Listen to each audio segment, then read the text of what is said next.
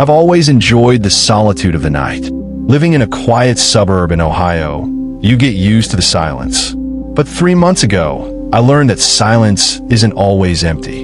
It was around 2:14 a.m. during a massive rainstorm. The wind was howling, and the rain was hitting my windows like gravel. I was standing by the glass sliding door in my kitchen, waiting for the kettle to boil. Suddenly, a massive bolt of lightning lit up the entire backyard.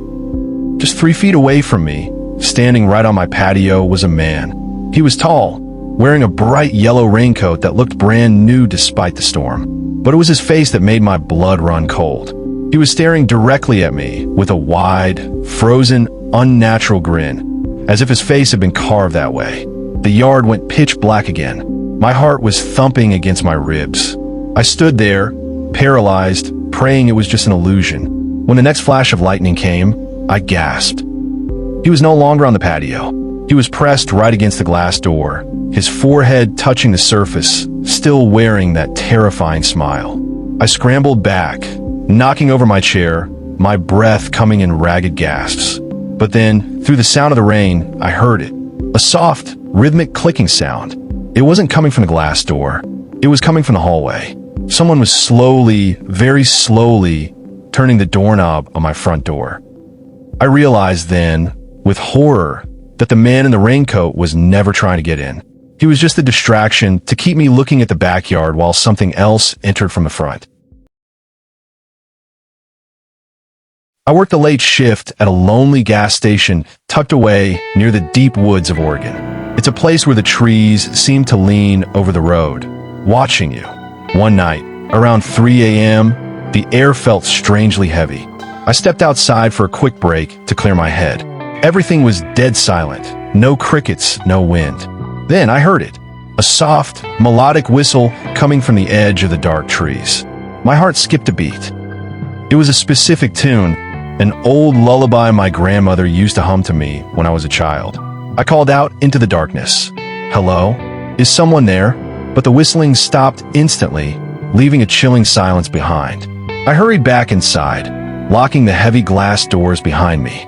10 minutes later, feeling uneasy, I pulled up the security monitors to check the perimeter.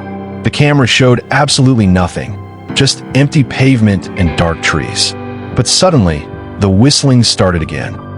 This time, it wasn't outside. It was loud, clear, and coming from right behind me, inside the locked office.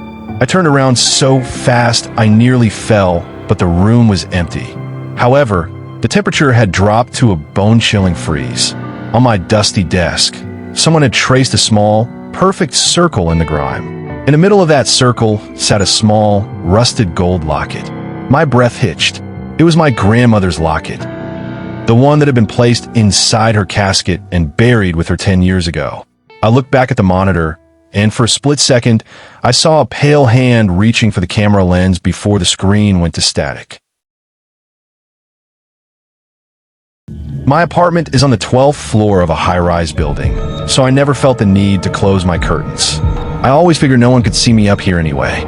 Last night, around midnight, I was in the bathroom brushing my teeth, looking at my reflection in a large window that overlooks the city. The lights of the street below were flickering in the rain. As I leaned in to rinse my mouth, something caught my eye in the glass reflection.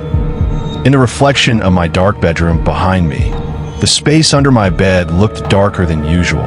Then a pale, thin hand, with fingers that were far too long, slowly reached out from under the bed frame. I froze, the toothbrush falling from my hand into the sink. I didn't want to turn around. I couldn't move. I kept my eyes locked on the reflection as a head with no eyes, just smooth white skin, slowly followed the hand. It tilted its head as if listening to my heartbeat. Then it opened a mouth filled with jagged teeth and whispered my name in a voice that sounded like grinding stones. I live alone. My front door was double-locked, and I'm 12 stories above the ground. I realized then that closing the curtains wouldn't have helped, because whatever was in my room, it didn't come in from the outside. It had been waiting under my bed since the day I moved in.